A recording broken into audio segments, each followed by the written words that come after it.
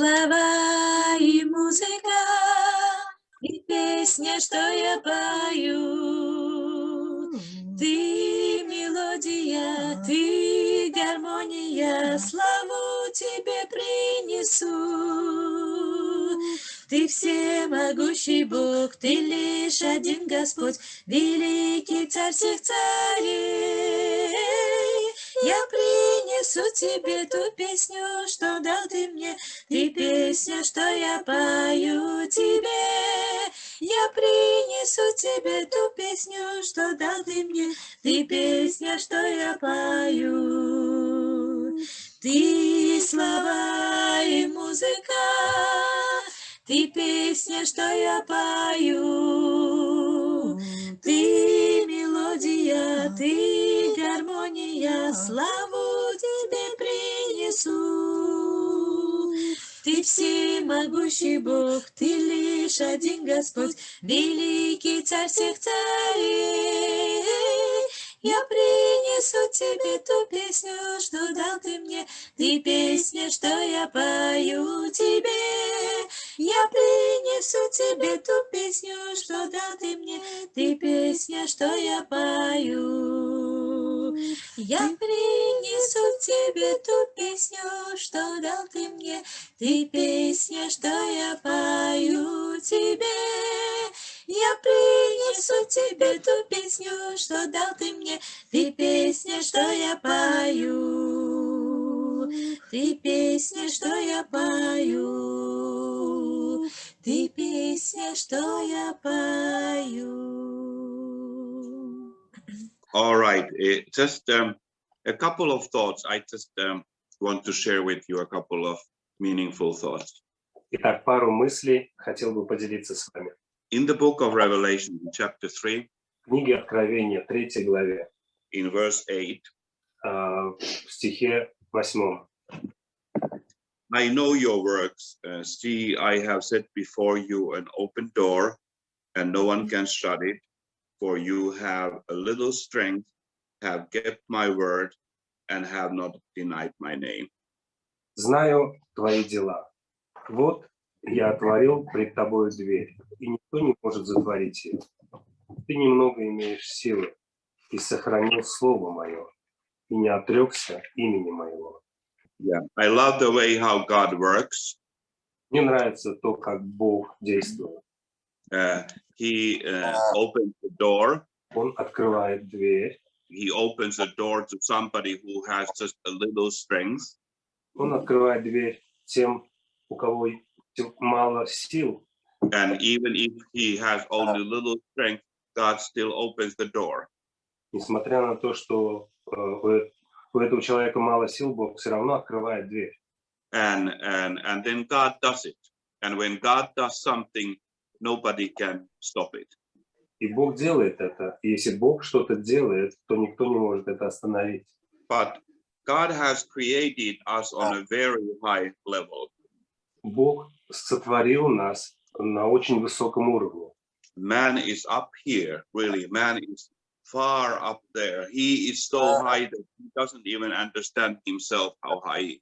Человек вот на очень большой высоте, и он даже не может себе представить, на какой высоте он находится. And even before man fell into sin, Даже до того, как человек впал в грех, God kept some kind of a secret in the man, in man's heart. Бог сохранил секрет в сердце человека. It's kind of a place for himself that we cannot touch, we cannot take away, we cannot remove it. Это такое место, которое мы не можем достать, которое мы не можем вернуть и убрать. Yeah, it is a place for himself. Это место для него. Whatever happens, whatever man is going to do or say or think, that will not change the fact that there is a place for God in him. Что бы ни происходило, что бы ни сделал человек, это не меняет того факта, что это место остается в человеке. And we are that kind of a product. We are a mystery to ourselves. И мы вот такой продукт. Мы таинство для нас самих. even to ourselves. Даже для нас, для самих себя. Yeah, and I heard a statement a couple of days ago. Somebody said that we can see the brain, but we cannot see the mind. Кто-то несколько дней назад сказал, я услышал такое утверждение, что мы можем видеть мозг, но мы не можем увидеть ума. And this is a powerful statement. It's a very powerful statement about the design of God. И это очень сильное утверждение относительно дизайна Бога. God has given us something that we cannot see. Бог дал нам нечто, что мы не можем увидеть. It's amazing. It's amazing because it is all about relationships. Это удивительно, потому что речь идет о взаимоотношениях. All our relationships with people, even if we don't see any people, we have relationship with people. Мы имеем взаимоотношения с людьми. No, we have a relationship with people. У нас есть взаимоотношения с людьми. Even if we don't meet them or want to meet them. Даже тогда, когда мы не встречаемся с ними или же не хотим видеться с ними. Yeah, if we lock ourselves into our apartment, we still have a relationship with people. Даже если мы закрылись в своей квартире, но по-прежнему у нас есть взаимоотношения с людьми. If we travel to the deepest jungle where there are no human beings and we stay there for 1 month, 2 years, 3 years, all alone, we still have a relationship with people. Если мы уедем в джунгли и будем наедине где-то в глубинке, по-прежнему на месяца, по-прежнему мы будем иметь взаимоотношения с людьми. And in that relationship, we often understand that we cannot see people's mind. И в этих взаимоотношениях мы должны понять, что мы не можем видеть ум человека. Yesterday, in the missions, in the grace hour, there was a missions talk. Вчера на передаче «Час благодати» было миссионерское общение. It was really a good session. If you have an opportunity to watch it, I highly recommend it. Очень хорошая сессия была. Если у вас будет возможность, пожалуйста, я очень рекомендую. Pastor Brian Lance was speaking. Mainly, he was the main speaker. И главный спикер был пастор Брайан Ланч. And he was speaking about that, how important in our relationships is to know other people's point of view. Он говорил о том, как важно в наших взаимоотношениях иметь точку зрения человека. If you don't know the other person's point of view, you might be speaking to that person, but you cannot speak with that person.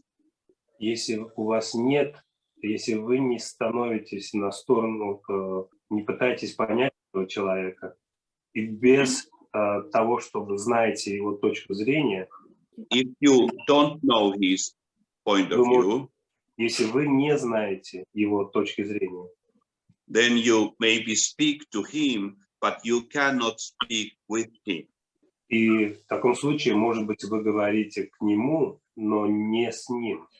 Yeah, and this is, I was meditating on this and I understood this. Я размышлял об этом, и вот что я понял.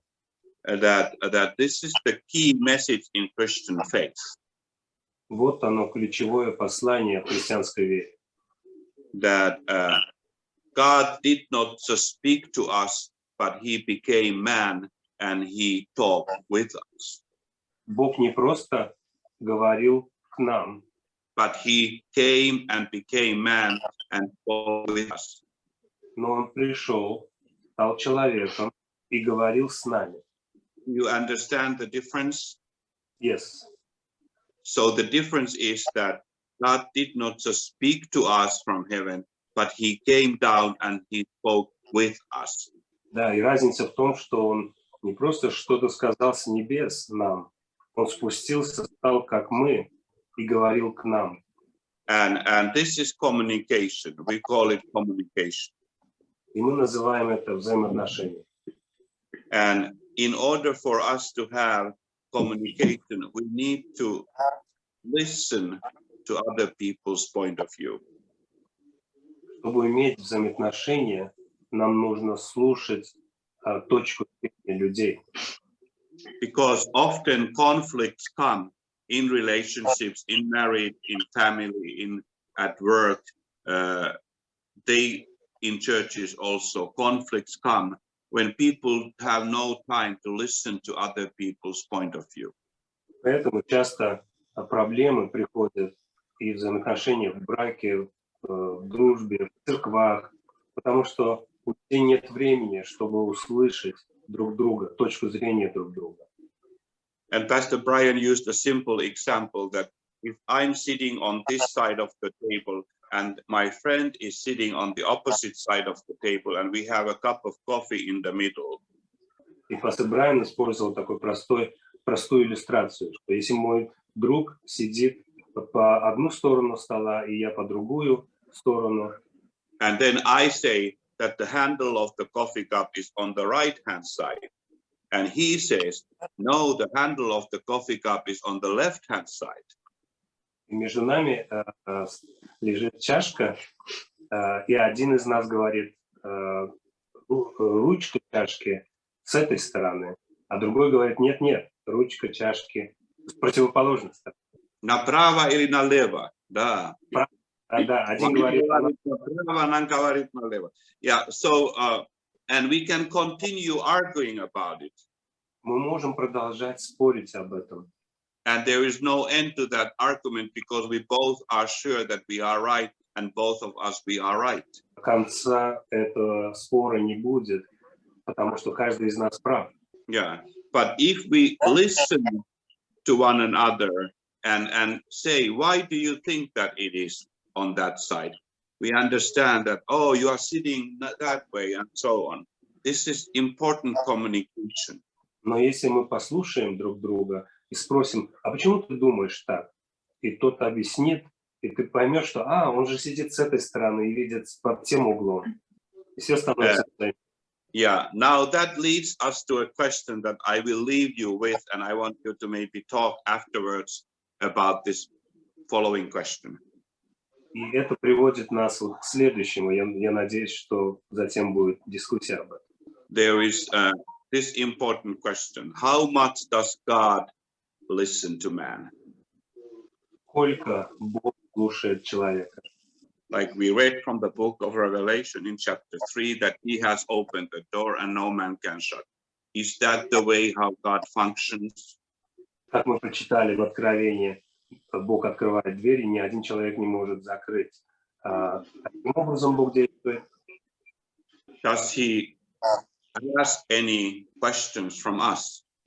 Ожидает ли он вопросов от нас? Does he ask questions from us? Спрашивает ли он у нас разрешение, это же вопрос. Does he ask questions from us? Задает ли нам вопрос? Вопрос, yeah. And this is an important question. И это важный вопрос. Does God ask questions or does he only pretend that he's asking? Задает ли Бог вопрос или же он притворяется? And I give you a couple of examples in the Bible. Несколько примеров из Библии. In John 2:25, it says that Jesus did not need man's testimony about man, for he knew what was in man. Иоанна 2:25 говорится, что Иисус в человеке, ибо сам знал, что в человеке. Yeah. So it sounds almost like he didn't ask anything from people. И выглядит так, что он ничего не спрашивал у людей. But in the same time, he was often asking his disciples about situations and about people. В то же самое время часто он задавал вопросы у людей о ситуации и так далее. Yeah. And if you look at the story of the blind man when he was healed in John 9, в Иоанна 9 главе, когда мы посмотрим на историю, когда Иисус исцелил слепого. And then they were questioning the blind man. The Pharisees were speaking to him afterwards, and they were asking, "Who is the man who healed you?" И затем фарисеи спрашивали, кто этот человек, который исцелил тебя? Then the blind man, in his conversation, makes an interesting statement. И в этих взаимоотношениях слепой человек сказал интересное утверждение. In verse 31, he says that God does not hear sinners. В первом стихе он сказал, Бог не слушает грешников. Yeah, he said, only those who obey him and are worshippers of God, then he will hear. Он сказал, Бог не сказал, но кто чтит Бога и творит волю Его, того слушает. Is this true? Is his theology right? Его теология правильная, как по-вашему? I will leave it to you to discuss. Я оставляю это на дискуссию.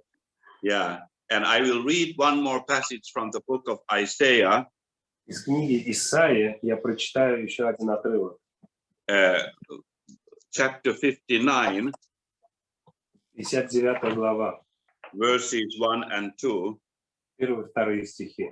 Behold, the Lord's hand is not shortened, that it cannot save, nor his ear heavy, that it cannot hear. But your iniquities have separated you from God, and your sins have hidden his face from you, so that he will not hear. Итак, 1 стих. Вот рука Господа не сократилась на то, чтобы спасать, и ухо его не отяжелело для того, чтобы слышать. Но беззакония ваши произвели разделение между вами и Богом вашим, и грехи ваши отвращают лицо его от вас, чтобы не слышать. Does God listen to man? Does God hear man? Слушает ли Бог, слышит ли Бог человека? And how much does he hear man? Если да, то как много, как And whom does he hear? кого он слушает? Does he hear only sinless person? Безгрешных только? Does he hear only a person who is perfect in their obedience? Может быть, только тех, кто совершен в своем послушании? This is a very important question to us. Очень важный вопрос. A classical example would be Abraham when he was interceding for Sodom. И классический пример был бы Авраам, который молился за Содом. Yeah, he interceded.